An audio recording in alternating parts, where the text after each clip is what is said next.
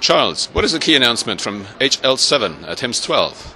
We've announced today that HL7 will make available free of charge several of our key specifications. These include our domain analyses models as well as our functional profiles. How has HL7 made standards available to its audience up to now? For the past 25 years, in order to access HL7 standards, it required membership in HL7. In some areas, this was considered a barrier to both the development and implementation. So we've begun this pilot project to provide some of these key specifications free of charge. So can you please explain? Domain analysis models are the building blocks of an electronic medical record. They function as the reservoir for the combined knowledge in any domain. They provide the framework for understanding both the business and the clinical requirements for any care environment. A profile are the specifications and the technical requirements of a caregiver or those who interact with the care system in the implementation of the domain. What is the concrete value? How will that translate into better quality of care? We believe that the improvement in both the domain models and in the profiles are certainly in the future. This will be augmented by the new domain experts and subject matter capable clinicians and caregivers who will contribute to this. I think as the model becomes more refined, so will the implementation of these models in effective electronic health records. With the broader implementation of electronic health records, I think there's an opportunity to both improve quality and drive down costs. Can you name concrete examples? As a real-world example, we have the challenging task of managing a growing population of diabetic patients.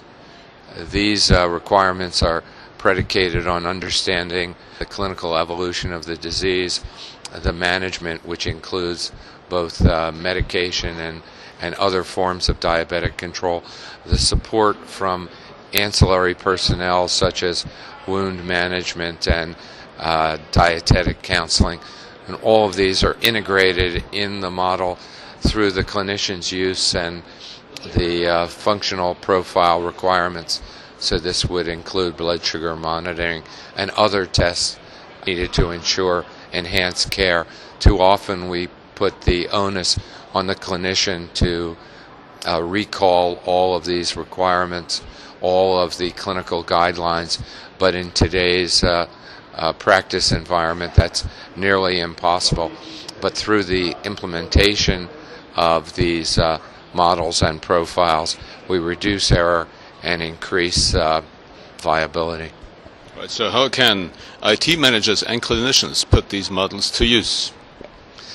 In different countries, there are realm-specific requirements for disease management.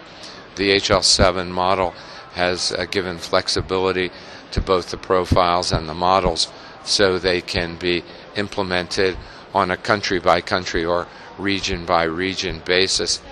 This improves not only compliance at a clinical level, but also on a regulatory one. So what role will this play in future investments? As we develop more robust electronic medical record systems, investments will be predicated on those solutions which go hand in hand in improving care and reducing costs. This was once thought to be an impossible outcome to achieve, but now we realize that in the most effective healthcare systems, cost reduction and improvement in quality go hand in hand. What are future plans of HL7? In the future, if the pilot projects are as successful as many of us hope, we'll make more and more of our specifications available free of charge. We think this will increase both the base of domain experts and improve the quality of our standards. I think on a global level, this is more important because of the contribution of both IT experts and clinicians from around the world to this process.